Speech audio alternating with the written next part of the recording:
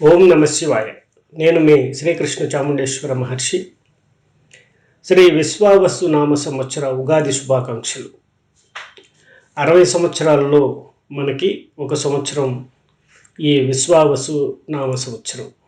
విశ్వావసు అంటే విశ్వ అంటే విశ్వము, వసు అంటే మనకి సంపదను కలిగించటం, ప్రసాదించటం, అలాగే విశ్వశక్తి నుండి మనం పొందగలిగినంత పొందటం. ఈ విశ్వావసు నామ సంవత్సరం అంటే విశ్వం నుండి అనేకమైనటువంటి సిరి సంపదలు కానివ్వండి, ఒక కాస్మిక్ ఎనర్జీ కానివ్వండి, ఒక ప్రకాశవంతమైనటువంటి శక్తి కానివ్వండి మనల్ని చేరబోతుంది. కాబట్టి ఈ సంవత్సరం విశ్వం నుంచి మనం ఎంతో తీసుకోవచ్చు అని దీని యొక్క అర్థం. అలాగే ఇస్తుంది అని అర్థం. కాబట్టి మనం తీసుకోవటం మనదే ఆలస్యం అన్నమాట. ఇకపోతే ఈ సంవత్సరం మనం చూసినట్లయితే ఈ విశ్వావసునామ సంవత్సరంలో రాజు రవి అవటం, సూర్యుడు అవటం, అలాగే మంత్రి చంద్రుడు అవటం, అలాగే సైన్యాధిపతి కూడా సూర్యుడే, సస్యాధిపతి గురువు, అలాగే ధాన్యాధిపతి కుజుడు, ఆర్ఘ్యాధిపతి కూడా సూర్యుడే, అలాగే రసాధిపతి శని, నీరసాధిపతి బుధుడు. అదేవిధంగా ఈ యొక్క విశ్వావసునామ సంవత్సరంలో భౌగోళిక దృష్ట్యా ఎలా ఉంది? రవి రాజు అవటం వల్ల, అలాగే చంద్రుడు మంత్రి అవటం వల్ల దాదాపుగా సస్యశ్యామలంగా ఉన్నప్పటికీ అంతర్యుద్ధాలు, ప్రకోపాలు ఇలాంటివి ఎక్కువ ఉండే అవకాశం ఉంటుంది. అదేవిధంగా చూసినట్టయితే ఈ యొక్క ఉగాది రోజు మనం ఏం చేయాలి? ఉగాది రోజు ఉదయాన్నే తలస్నానం చేసి నూతన వస్త్రాలు ధరించి, అలాగే మీ యొక్క పితృదేవతకు, మాతృదేవతలకు పాద నమస్కారం చేసుకొని, పెద్దలకి నమస్కారం చేసి, తర్వాత అధికారులను, అలాగే మీ యొక్క వ్యాపార వ్యవహారాలను పరిశీలించుకొని, అలాగే మీ యొక్క నూతన వ్యాపారాలు కానీ ఏమన్నా కూడా ప్రారంభం చేయాలనుకుంటే ఈరోజు చాలా మంచి రోజుగా మనం భావిస్తాము. అదేవిధంగా ఈరోజు ఒక కొత్త ప్రణాళికను మీరు రూపొందించుకున్నట్టయితే చాలా బాగుంటుంది. మీరు ఒక కొత్త పుస్తకం తీసుకొని 4 వైపులా చక్కగా పసుపు పెట్టి మధ్యలో శ్రీం రాసి, తర్వాత ఒక పేపర్లో మీరు ఈ సంవత్సరం ఏం చేయబోతున్నారు, ఏమనుకుంటున్నారు, ఎలా ఉండాలనుకుంటున్నారు, ఏం చేస్తే బాగుంటుంది అనుకుంటున్నారు, మీకు ఏం కావాలనుకుంటున్నారు అనేది స్పష్టంగా రాయండి. చక్కగా నమస్కారం చేయండి. తప్పకుండా విశ్వశక్తి నుండి మీరు అది పొందుతారు. దాన్ని చక్కగా పుస్తకాన్ని పూజా మందిరంలో ఉంచడానికి ప్రయత్నం చేయండి.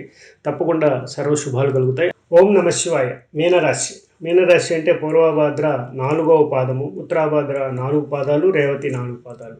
ఈ 9 పాదాల్లో జన్మించిన ఈ 3 నక్షత్ర జాతకులే మనకి మీనరాశి కిందకు వస్తారు. మీనరాశికి సంబంధించి ఈ విశ్వావసునామ సంవత్సరంలో ఆదాయం 5, వ్యయం 5, రాజపూజ్యం 3, అవమానం 1. అంటే దాదాపుగా ఈ రాశి వారికి కూడా మిశ్రమ ఫలితాలు, కష్ట నష్టాలు, అనారోగ్యాలతో కూడినటువంటి సంవత్సరంగా మనం భావించవచ్చు. కానీ దాని నివారణోపాయాలు కూడా ఈ సంవత్సరం మీకు ఉంది అని కూడా చెప్పుకోవచ్చు అనమాట. అలాగే ఇప్పుడు ఏలినాటి శని ప్రభావం వల్ల ఏమవుతుందంటే తలచిన కార్యక్రమాలన్నీ కూడా కొంత మందగొడిగా సాగటం, ముందుకు వెళ్ళటం, కొన్ని ఆగిపోవటం, కొంత పెండింగ్ పడటం ఇలా ఉంటుంది. కాబట్టి కొంత నిరాశ నిస్పృహలకి ఉన్నా కూడా మీరు సక్సెస్ అనేది చాలా వరకు మీ యొక్క కాన్ఫిడెన్స్ లెవెల్స్ ద్వారా మీరు దాన్ని పూర్తి చేసుకునే అవకాశం ఉంటుంది. అలాగే ఇంట బయట కొద్దిగా, అంటే మీరు ఇంట్లో కానీ బయట కానీ, అంటే ఆఫీస్ కానీ వ్యాపార స్థలాల్లో కానీ కొంత కలహాలతో కూడినటువంటిది, ఆ వివాదాస్పదంతో కూడినటువంటి డిస్కషన్స్తో కూడినటువంటి వ్యవహారాలు తరచు మిమ్మల్ని చికాకులకు గురి చేసే అవకాశం ఉంటుంది. వాహన ప్రమాదాలు కూడా జరిగే అవకాశాలు ఉన్నాయి. కాబట్టి వాహన రిపేర్లు జరిగే అవకాశం ఉంది. కాబట్టి చాలా జాగ్రత్తగా, కేర్ఫుల్గా డ్రైవింగ్ చేయాల్సిన అవసరం ఉంటుందన్నమాట.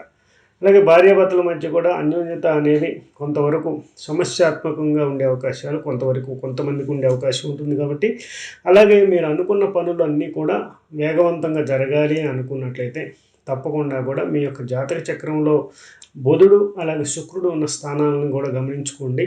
అలాగే శని ప్రభావం ఉంది కాబట్టి శనికి సంబంధించిన పరిహారాలు, శనికి తైలాభిషేకం చేయడం, అన్నదానం చేయడం అనేది కూడా చేసినట్టయితే కూడా చాలా వరకు సమస్యల నుంచి బయటపడే అవకాశం ఉంటుంది. ఈ సంవత్సరం మీకు పోలీసు కోర్టు కేసులు కానీ, భూ సంబంధమైన వివాదాలు కానీ ఏమైనా ఉన్నట్లయితే అవన్నీ కూడా కొలిక్కి వచ్చే అవకాశం ఉంది. లేకపోతే అది కూడా పోస్ట్పోన్ అయ్యే అవకాశాలు ఎక్కువగా కనిపిస్తుంది అన్నమాట.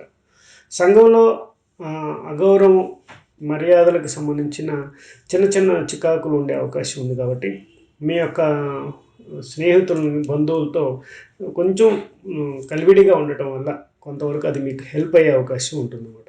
అలాగే స్థిరాస్తుల విషయంలో కొంత జాగ్రత్తలు పాటించాల్సింది. డాక్యుమెంటేషన్స్ విషయంలో చాలా జాగ్రత్తలు పాటించాలి. ఎందుకంటే నమ్మిన వారి వల్లే మోసపోయే అవకాశం ఉంటుందన్నమాట.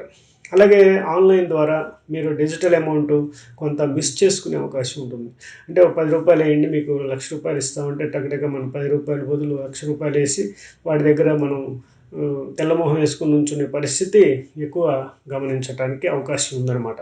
కాబట్టి ఆ ఆన్లైన్ మోసాల నుండి మీరు చాలా అలర్ట్గా ఉండాల్సిన అవసరం ఉంది.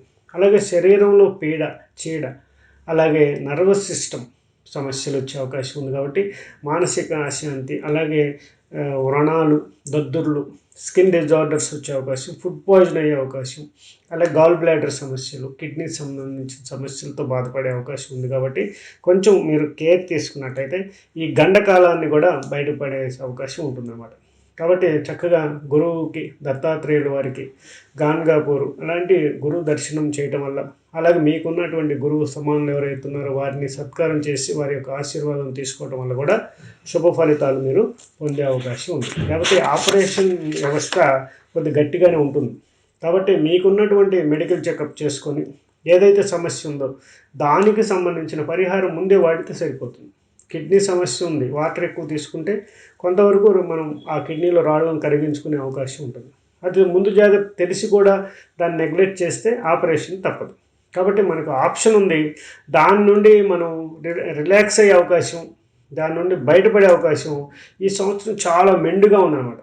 ఈ సంవత్సరం అదే అన్నమాట. మీరు ఏది చేస్తారో దాని రెట్టింపుతో మనకు రిజల్ట్ రాబోతుంది. విశ్వావసునామ సంవత్సరంలో మనం ఏదైతే చేస్తామో దానికి డబల్, ట్రిపుల్ రెట్లు మనకు ఫలితాలు వస్తూ ఉంటాయి.